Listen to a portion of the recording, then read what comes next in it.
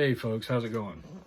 So I wanted to talk about what we might expect coming up in 2023. Um, we've only got a couple of days left in the year, and we need to look at these things so that we can figure out what it is we need to do to get ready for them, or for the possibility of these things to happen, um, as much as possible, because that's what we are, right? We're preppers. So the whole point of what we do is to try to look ahead, anticipate what might happen, and figure out what it is we need to be ready for these events. All right, so one of the top things that I think we can expect, as evidenced just by what's happened this past year, is I think military conflict around the world is going to increase. It's going to continue to escalate.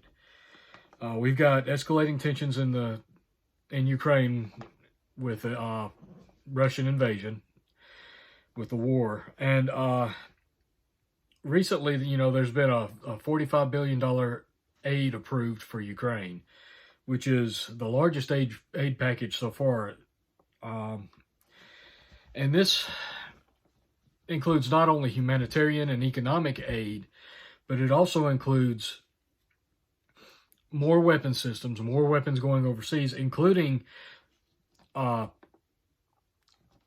Patriot missile battery, which is going to be the first of its kind to be sent to Ukraine. To put this in context, we're spending $45 billion in aid just in 2023, assuming there's not going to be any more aid approved after the first of the year, which there's always the potential for that. But to put this in context, Russia's projected defense budget for 2023 is $84 billion. So we're already just over half of what the Russian defense budget is. That's what we're giving to Ukraine. Russia has repeatedly warned against supplying advanced weapons to Ukraine, which is probably the main reason why we haven't provided fighter jets to Ukraine as they've been asking. Although the U.S. military is looking at helping to equip their existing jets with more equipment to increase the capabilities of their planes. The Patriot missile battery is also one of those items that Russia has warned against us providing to Ukraine because they consider it an advanced weapon system, and they consider that a provocation, which everything the United States is doing is a provocation. But this is going to be a conflict that's going to continue to escalate. I don't see any way out of this. The United States and NATO both seem determined to go into a major military conflict with Russia over Ukraine. Now, we can debate the reasons why, but for now, let's just say that there is determination, it seems like, for the United States and NATO to take us into a war with Russia. And although they state openly that they're not interested in a direct conflict, everything that they've been doing up to this point is just taking us one step closer to that conflict. Next, you have the escalating tensions with China over Taiwan. Biden signed the 2023 NDAA, which provides $12 billion in loans to Taiwan for arms at a rate of $2 billion per year. I believe they've also, I believe I read somewhere that they also approved the sale of certain missile defense systems or anti-tank missile systems to Taiwan to help them prepare for a potential invasion. In response to that, the Chinese has sent 71 aircraft and 7 naval vessels near Taiwan in a series of live fire drills, the largest within, I believe, 24 months, I think. the largest group of vessels. On top of that, McCarthy is suggesting another visit to Taiwan should he become speaker. And China is already making statements that there will be a similar response to his visit, should it happen, as there was to when Pelosi visited. These are both areas where tensions are continuing to escalate, and it doesn't seem like anybody's really wanting to stop and talk. It's just everybody's just stepping up preparations, arming up, moving pieces around. So I honestly believe, my opinion only there, I'm not an expert and I don't claim to be, but it's my belief that we're going to see escalations in both of these. I believe China is probably waiting for a major event before they try to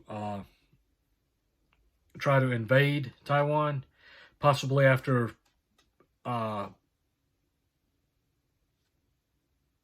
in late 2023, it could be a possibility. But also, Taiwan is having their presidential election, I believe, in 2024 also. So they may be waiting till after that happens to make any kind of major moves, possibly out of waiting to see what happens during that election. That's one thing about China. China is extremely, extremely patient. They are playing a very calculated game of chess with the United States. And whereas Russia and the United States, we're letting our tempers and our emotions get involved, China doesn't play that way. Everything they do is very calculated and very patient. And that's something to be concerned about, because when they finally do make a move, they've really thought it through. They've taken their time, they've planned, they've thought it through. The next thing that we can expect are food supply issues, primarily food shortages. From the beginning of this year, for all of 2022, we've seen record droughts, we've seen supply chain issues, we've seen inflation hit food prices. There's been fertilizer and fuel shortages. And there's been flooding in some areas, record storms in some areas. And we've just recently had this once in a decade, or once in a generation, I think is how they put it, winter storm. All of these things have an effect on the supply chain. From the farms where the food is produced, to the canning factories where the cans are made and everything's packaged and what have you, to shipping supplies, logistics. All of these things affect the food supply. And inflation is bad because it affects every single step of this. You've got the farmers that they have to take out short-term variable rate loans each year to pay for everything from seeds, fertilizer, livestock, machinery, fuel, what have you, whatever it is they need to run their farms. And then they have to hope that whatever their farm produces at the end of the year produces enough profit that they can actually pay off these loans, have a little bit left over, and still be able to take out more loans next year. So it's a year-to-year battle for these farmers that produce our food. And with the price of seed going up, the price of fuel going up, the price of fertilizer going up because the supply is extremely limited. Sometimes it's not even available at all. You've got fuel shortages for the tractors. You've got the Fed hiking interest rates, which affects the interest rate on the short-term variable rate loans that the farmers take out to pay for everything. So that also puts a strain on everything. And all of that is at the beginning of the supply chain. Then you got all of the packaging materials, the cost of that's going up, the labor associated with packaging, the labor associated with shipping, fuel costs associated with shipping. It's just a never-ending pile up there. It's a snowball effect with the price and cost of everything going up from the very beginning all the way through to the end of the supply. We can expect higher food prices. Now, according to the Department of Agriculture and USDA data, as a result of the variable rate loans that that the farmers take out each year, and the Fed's aggressive rate increases, the farming sector's total interest rate expense is forecast to hit nearly $26.5 billion this year. That's about 32% higher than last year alone. So just this year alone has been a 32% increase in the cost of farming, producing, and packaging food. Now, excuse me, that's just with the farming and producing. That's not even the packaging or transport or what have you. Due to higher fuel, fertilizer, and land costs, farmers have to decide whether they're going to reduce their crops and cattle or endure as they struggle to repay larger loans. The larger these loans get, the less profit farmers make, the more in debt they go. And it's just a snowball effect. It's like dominoes. One of the worst droughts in the country has been seen in decades, is also helping fuel food inflation. As of Tuesday, 12/27, 53.2% of the lower 48 United States is in a drought, according to the U.S. Drought Monitor. So, over half of the lower 48 is currently in a drought. Now, I don't honestly know off the top of my head what the drought situation is here in Georgia, because we've been getting massive amounts of rain. It usually dries out for about 4 or 5 days before it rains for 7 or 8 here lately. That's been the pattern for the past month and a half. So that's significant that 53.2% of the lower 48 states is in a drought. Now, we're not in the middle of the growing season per se, but this is setting us up for a drought deficit to be hitting next year, because the United States relies heavily on underground aquifers. And if these aquifers are depleted due to lack of rain, then come next year during the heat of the spring and summer, when farmers have to really be pumping water to water their crops, there could be some severe water restrictions, watering restrictions come out that could really impact the harvest for next year. So that's something to think about. Next up is inflation. The Federal Reserve hiked interest rates 7 times during 2022. But it takes time for Americans to actually feel the impact of those rate increases. This means businesses and consumers haven't really felt the full impact of all these rate increases. I've said this before, but and I'm taking a quote here from one of the articles I was reading earlier today. It generally takes 12 months or longer for interest rate hikes to have a substantial economic impact. So, from the time they make one rate adjustment, it takes about 12 months or longer before the impacts of that adjustment are felt. But here we are, every month or two, the Fed is hiking rates over and over and over again with no sign of slowing down. They've already been hiked 7 times in the past year. And they've expressed an interest to take us up to at least 5%, if not higher. We're sitting at, I believe, 4.25% right now. So we're looking at least 2 more hikes. But we haven't even felt the full impact of the ones that they've already passed. What that means is next year there could be a major impact of these rate increases on home buyers, workers, business owners, anybody borrowing money. And that can cause layoffs to accelerate.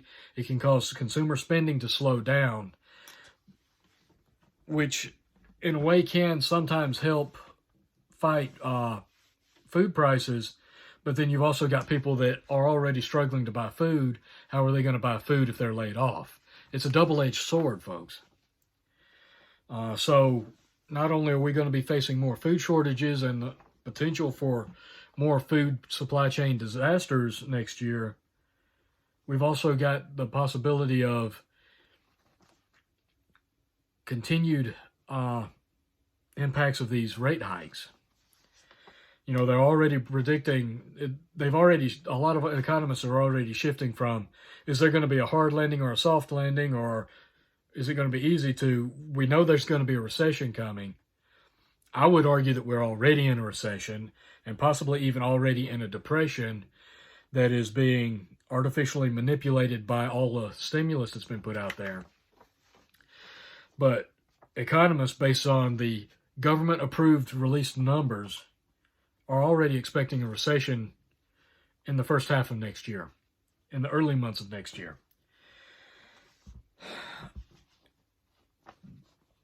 Again, I would argue we're already in a recession and possibly even already in the very beginning stages of the deep recession. Or depression, I should say. So we're likely to see that increase. Hopefully not, but anybody that looks at it mathematically, and I'm no math whiz, but anybody that looks at it like you or I would, when we're balancing our budget, trying to figure out what we can spend and what we can buy, the government can manipulate their own money supply so they can fudge the numbers. And they're making it sound less severe than it actually is. I believe so that it doesn't create a panic, so that they can continue to push their agendas. And it's gonna catch up to us. This is definitely going to catch up to us this year.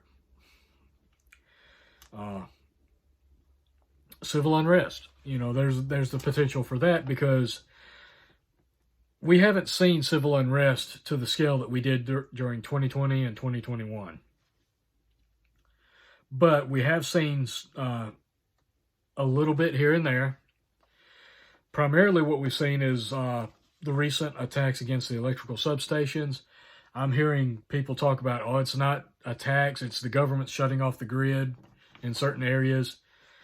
That may or may not be. I don't know. I can only go on what information I can gather. I do know the electrical grid, and it's been talked about for decades now. Our electrical grid is old, antiquated, and extremely fragile. And we haven't been making the investments into it we need to secure energy security. And it could be activists and extremists taking advantage of that, or it could be genuine environmental effects that are causing chaos. Shoot, it may be that the government's turning the grid off in isolated areas trying to conserve power, and they're using the excuse of the environment taking out power lines or what have you, or extremists shooting up power stations. It could be either of those. But bear in mind that while we're having all these problems with our electrical grid, even dating all the way back to last winter, with Texas and the snowstorm and their grid going down, at the same time that we're having all of these problems, the government is pushing for us to switch to all electric vehicles, to go green, which is not fully capable at the moment of supporting the power demands of our grid. Some people would argue that, and there's cases to be made for and against that argument. But we're already struggling to keep power on through hot summers and really cold winters. And now they're wanting to throw all these electrical vehicles into the mix. That's going to add additional strain to our grid, to a grid that we're already struggling with. So use your common sense, use your head. There's only one outcome to that. Unless some serious investment into the grid is made, we're going to continue to see rolling blackouts. We're going to see power station failures and things like that. But I'm also expecting to see more of the attacks on the substations due to civil unrest. People expressing their displeasure and unhappiness through violence. As inflation drives prices higher, more people are going to get laid off. That's going to cause crime to increase. When people get laid off, they don't have money to buy food. They see their families going hungry. A lot of people start resorting to violence and protesting. That increases the opportunities for crime. People get violent when they get hungry. That's a simple fact. And violence, protests will happen more frequently. And the more frequently you see these protests, the more violence you're going to see, because protests, as a rule, tend to open up a plethora of opportunities for people that are willing to resort to violence and criminal activity. People that are willing to resort to crime and violence will take the very first opportunity they can to resort to those behaviors if they believe they can get away with it. And if there's a large protest that may or may not be peaceful, it creates the opportunity for somebody to delve into that behavior under the thought that they might be able to get away with it because of all the other chaos going on. So, what can we do? And again, this is not a comprehensive list of things that we can expect. There's a myriad of things that we can expect next year. And it would be a real long video to go into it. But as always, the answer to all of these things, and I know a lot of people probably get tired of hearing it, because everybody wants to hear, well, what can I do about this? What can I do about that? The answer is the same thing you've been doing. If you've been prepping, the answer is the same thing you've been doing. Build your food storage. Build on your capability of producing your own food. Build backup water supply systems, power systems.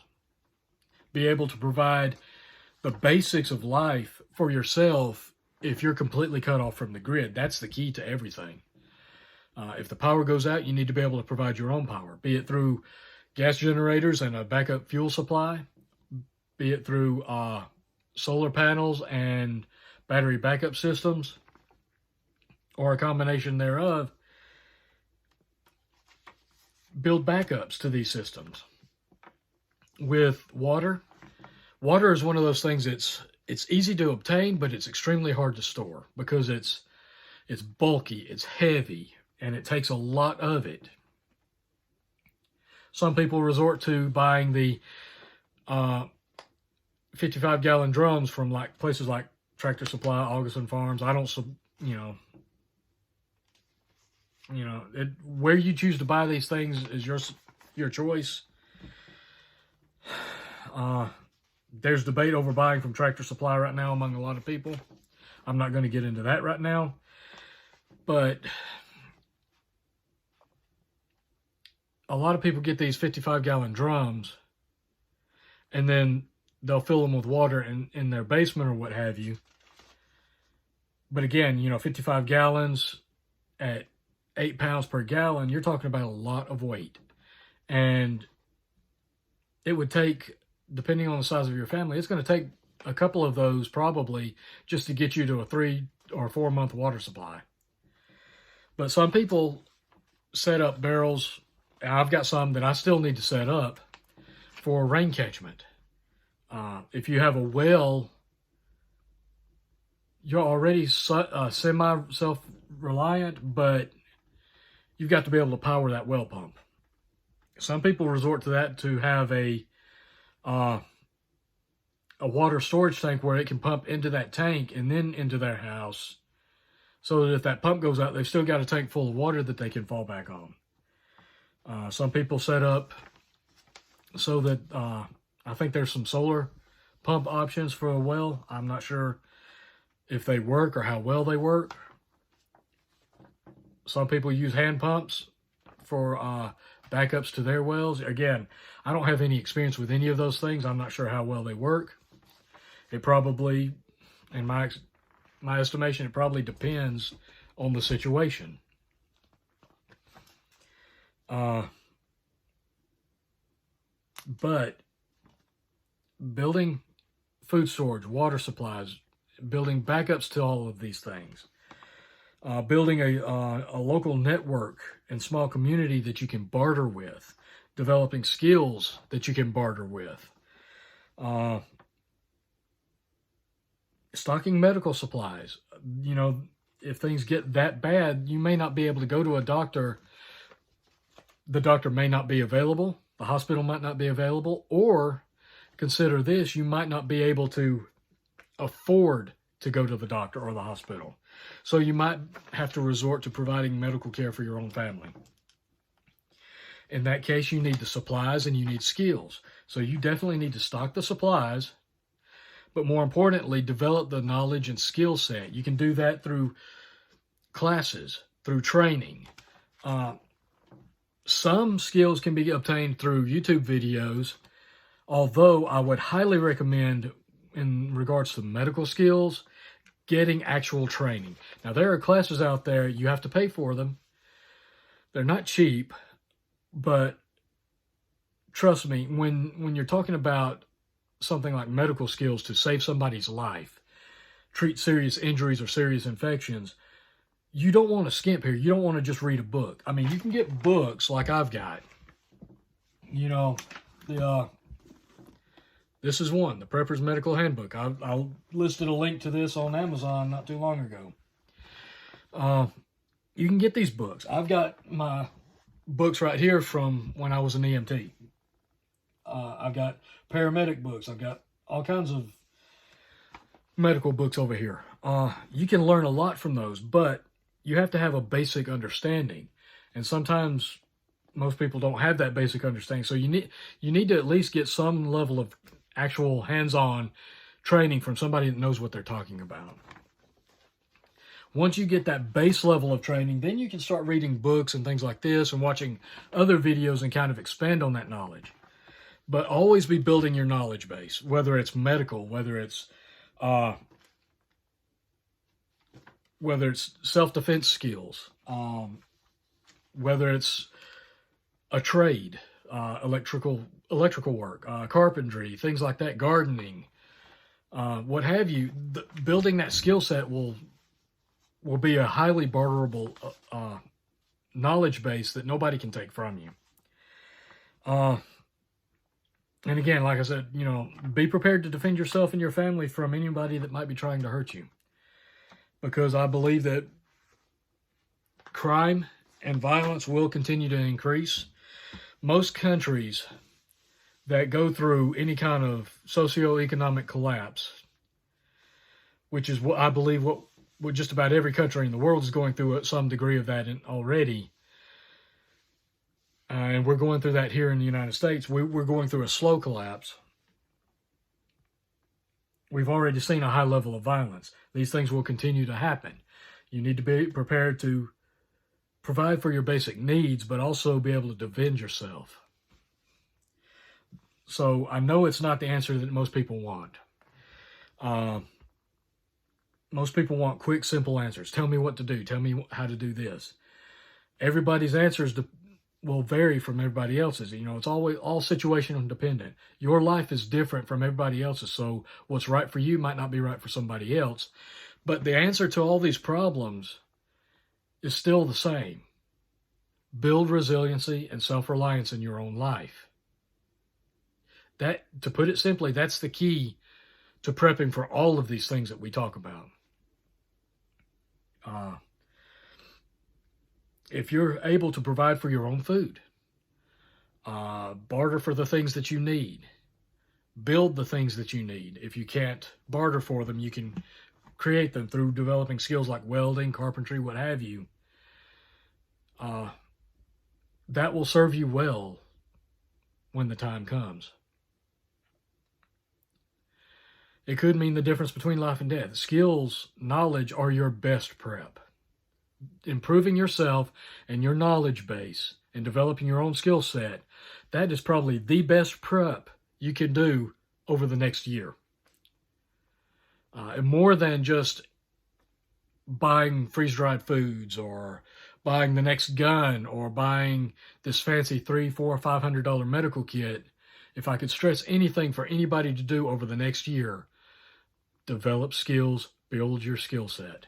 That will come in far more handy than all of these gear items, this stuff that people talk about, because if you have the understanding, then you can learn how to improvise, how to adapt, how to make do with what you do have on hand, and you're not stuck trying to figure out, well, I can't do that because I don't have this. Anyway, I hope you found this useful. That's all I've got for right now. I appreciate you guys watching. Like, share, subscribe if you haven't.